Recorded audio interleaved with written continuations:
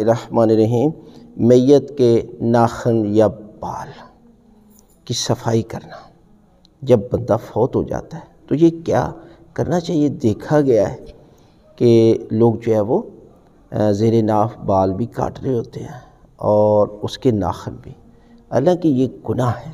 جب بندہ فوت ہو جاتا ہے نا، پھر اس کی صفائی نہیں کرنی، ان چکروں میں نہ پڑ جائے، آپ گناہ گار ہوں گے۔ اس لیے کہ جس حالت میں آپ کا کام کیا ہے؟ آپ کا کام ہے غسل دینا۔ 3 طرح کے غسل جو دیے جاتے ہیں، کفن دیں، دفن کریں، نماز جنازہ پڑھیں، اس کے لیے دعا کریں۔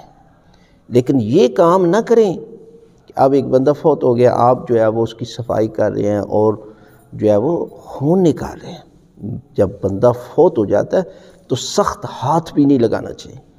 اس لیے حکم ہے کہ جس طرح کا موسم اسی کے مطابق آپ پانی سے غسل دیں۔ اگر سخت سردی ہے تو آپ پانی گرم کر کے اسے غسل دیں۔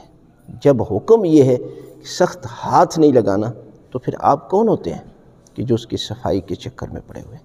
لہٰذا اگر میت بندہ فوت ہو جاتا ہے تو اس کی صفائی کرنے کی ضرورت نہیں، پہلے جب زندہ تھا تو پھر صفائی کرتے ہیں۔